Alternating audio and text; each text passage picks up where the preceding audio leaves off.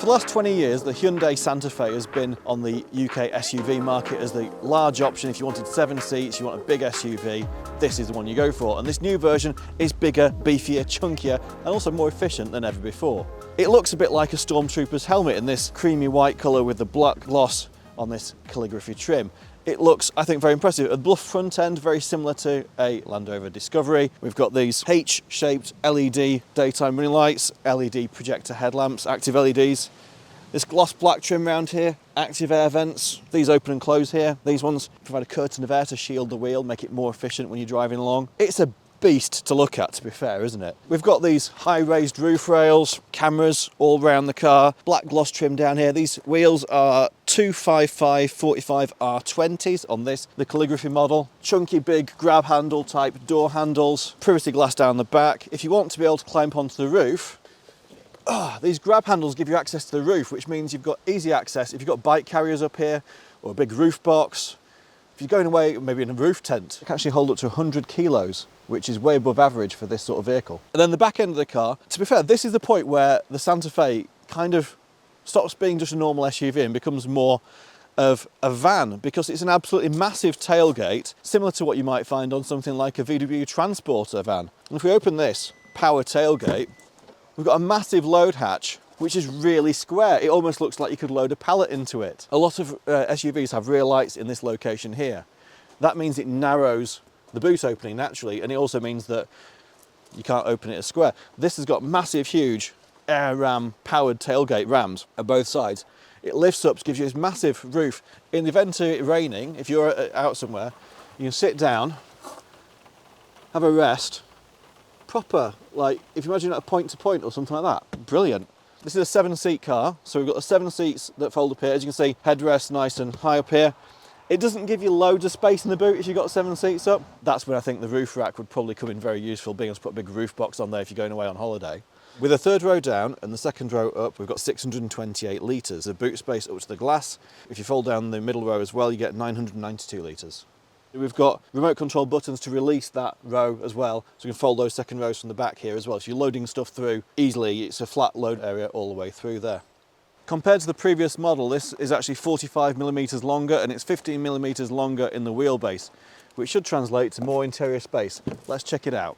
Clambering into the back seats here is probably easier if you're under the age of 43. But now that I'm here, it's actually quite comfortable. This same upholstery that you'll find on the middle and the front seats, so it continues through to the rear. We've got a couple of cup holders both sides. We've got USB-C at both sides. We've got our own climate control AC here as well, with vents both sides here, so that's good, so you've got plenty of ventilation. We've got a AC socket, which for some bizarre reason is a European style Shuko plug, 2 pins rather than a 3-pin plug. Don't know if that's because this is an early production car or what. But the other side, we've got a 12-volt cigarette lighter type socket on that side as well. This sort of black Alcantara finish that we've got on all the A-pillars and roof all the way through continues. We've got LED lights both sides. It's quite comfortable actually, it's quite a nice place to sit. Now, when you get the seats and you fold them back towards yourself, well actually there's still quite a lot of legroom. Now this can slide further back if you need to give more legroom to the middle row of passengers, but actually even if we were to move it a little bit further back, even in the backmost thing, it's only just touching my knees, and I'm 5'11". So overall, yeah, it's plenty of room in here. Really nice that moon roof up there, that big large sunroof giving plenty of light to the interior as well, which helps to make you feel not quite so claustrophobic in the back. And there's quite good view out these side windows as well. In the middle row of seating, we've got 3 seats across. The outer 2 have got ISOFIX.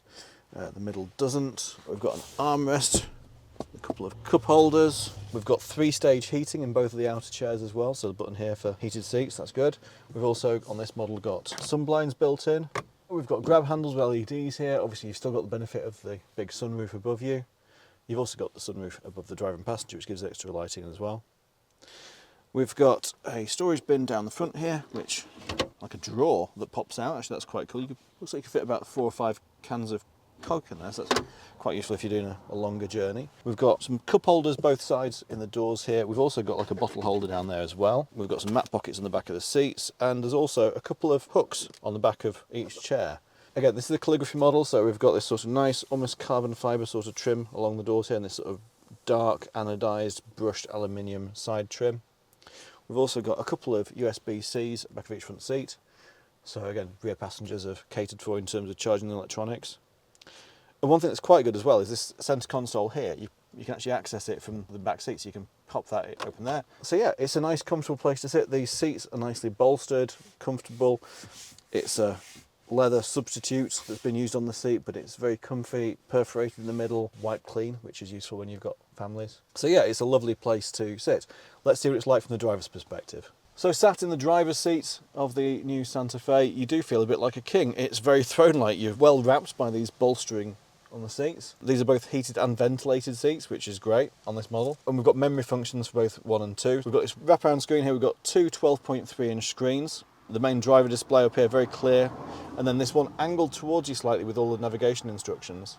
And this being the calligraphy spec, we've actually also got a heads-up display, which is good to see. This angled panel here reminds me very much of JLR products. We've got heating controls, physical controls for stereo and mapping and things like that. We've got a terrain response button, drive mode button, auto hold for your parking brake, cameras, which actually on this model are pretty fantastic. Array of a couple of different USB-C chargers down here. We've got 2 wireless charging pads, a couple of big cup holders, which are plenty big enough to take even a Stanley Cup, which is a must-have accessory these days. We've got a large storage bin down under here. We've also got loads of storage under this armrest. In fact, this goes down, there's a storage panel here and goes down even further. It's nice sort of ambient lighting going along here. There's also ambient lighting underneath the display here. We've got a little shelf here, which has like a rubberized texture. That's quite far away in actually. You could probably fit your phone or something, or a couple of other things on there.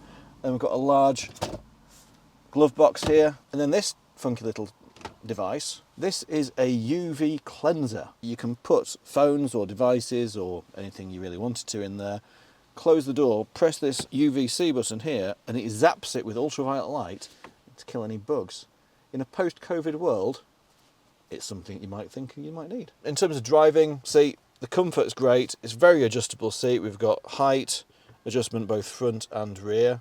We've got the backrest, obviously. We've got adjustable bolstering. This being the calligraphy spec, it also has the full Hyundai relaxation seats. So with the push of this button here, steering wheel moves up electrically out the way. This gets ready to move. Oh, look at this. Oh, leg rest and everything. Oh, Miles is doing no work today. All the controls are very familiar if you've driven any other Hyundai products. So we've got the drive mode selector is actually here. So that again creates more space here because we don't have to have a gear knob. Auto dimming rear mirror, smart mirror as well, so it's got functionality on there to act as a rear view camera as well. My god, it's high quality. It literally looks like a 4K TV. It's absolutely amazing resolution. You can adjust the height of the screen as well, so you can, and the brightness, so you can adjust the angle of the camera effectively. I mean, I know we're in a nice place in the Trough of Poland, but that just looks so cinematic. It's amazing. Manual sliding sunroof, but it can open. So we press that button, it can actually open the sunroof as well. There's a Bose sound system on this model. It's really nicely appointed. It all feels rugged and like it can withstand, you know, a bit of abuse, but it's all really well finished as well. All that remains is for us to take it for a test drive and see how this thing performs. Let's go.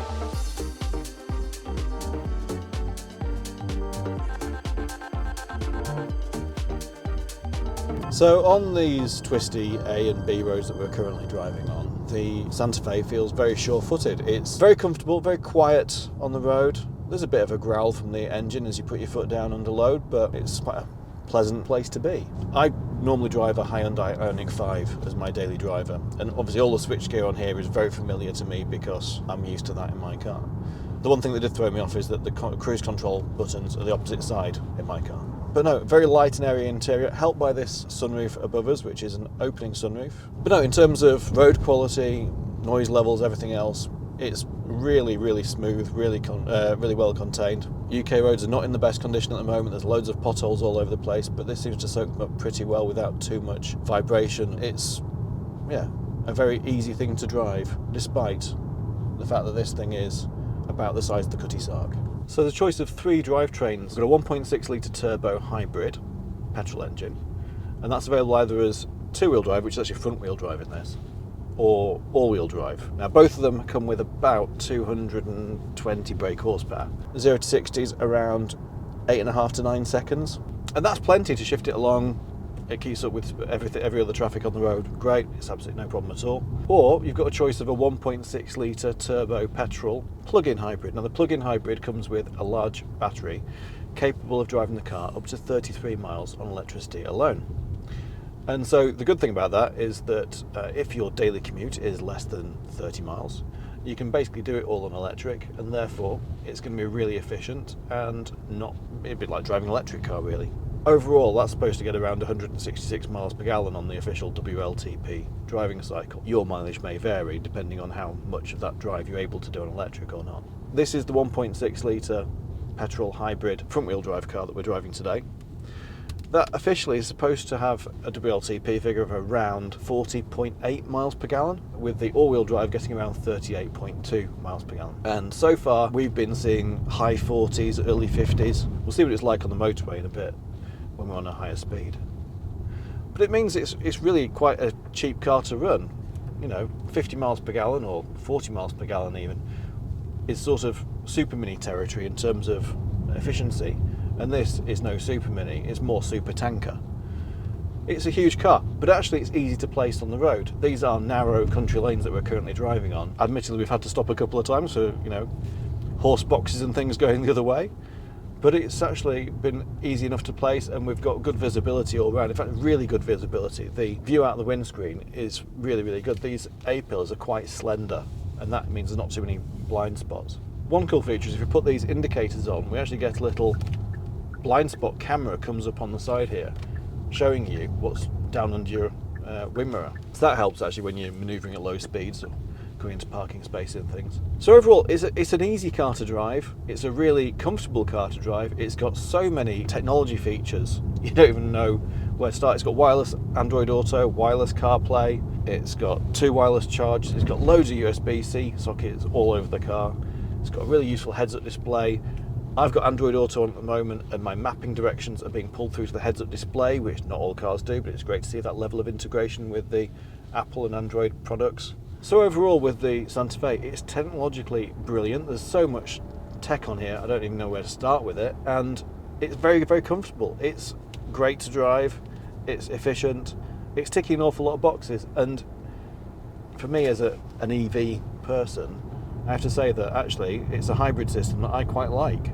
It actually drives really well and the efficiency is great. Right now, since we've just set off again, 73 miles per gallon averaging at the moment, it can be very efficient indeed, and this is not the plug-in hybrid version. It's a long sweeping corner here actually, and it's not leaning too badly. I mean, you're aware of the fact that this is not a light car and it is quite tall, but it's gripping on really, really well. Put foot down and it kicks down through the gears. Now this is actually, it's a hybrid system with gears. It's not a CVT like you get in, for example, the Toyota RAV4.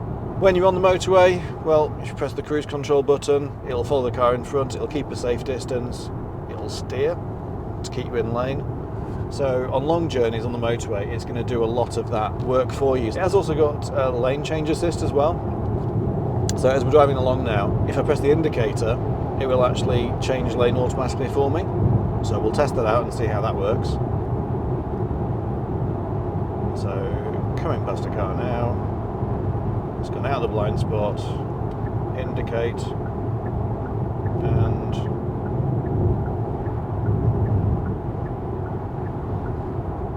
that was it. It steered for me, took me across the lane okay.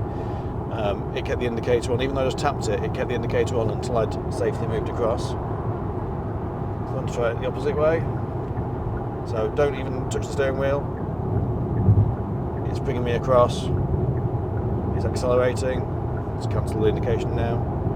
Big little screen here as well showing you the camera. So it's able to do quite a lot of this stuff for you on a highway. Now it's not something you use around town. It's not something that you use obviously on rural lanes, but on motorways where it's got well divided lanes and all the traffic's going the same direction, it works really, really well. It's not autonomous driving, but it does do a lot for you. So we're just coming back into Blackpool now, having done our filming. Now, it's average at the moment 40.9 miles per gallon since we set off this morning. We've done around 67 miles. but it's taken us around 4 hours. Just so you know, when we're filming these things, we basically do all the shots with the camera, with the car switched on, with the air conditioning on, and so quite often, you know, it's using power and we're not actually going anywhere. So that's why it's, yeah, over 3 hours 45 minutes we've only done 67 miles. And so the official figure for this front wheel drive variant is 40.2, so seems to stack up pretty well. On the motorway, it was averaging around sort of 35 to 40 miles per gallon at 70 miles an hour. There's quite a strong headwind today, so that was perhaps slowing us down a little bit. It did seem to be a little bit better on the way out than it was on the way back in terms of efficiency. But yeah, in terms of, it'll do what it says. 41 miles per gallon is there or thereabouts with the official figures. In fact, since we set off back from Trafford Bolland, it's actually 45.2 miles per gallon that we've averaged overall in the last 33 miles. So, efficiency, great. Certainly when you compare to other SUVs this size that, you know, may have been diesel or petrol before, this hybrid technology certainly does seem to be working very well for it. If you think about using this as a tow car, just one thing to watch is that the tow rating of this is only 1,110 kilos. So it would have to be a fairly small caravan if you're looking at towing. I think a lot of that's due to the fact that it's already quite a heavy car. It's got a lot of weight over the axles because of the size of the vehicle that it is. In terms of everything else, great. But if you're looking at a tow car, perhaps consider the Kia EV9 that can tow up to 2.5 tons. You'll see our video review in a link above.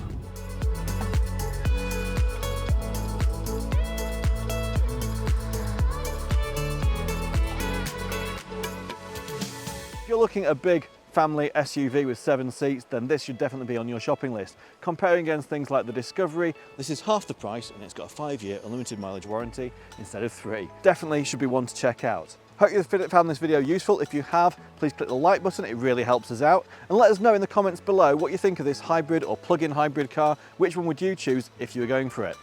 Click up here to subscribe to our channel. You get to see these video reviews as soon as they go live. We've got lots coming up in the next few weeks. Click up here for more information about the Hyundai Santa Fe on our website. If you want to see a video review of a smaller Hyundai, the Kona video review is down here. And if you want to see a 7-seat EV review, we've got the Kia EV9 video review down here.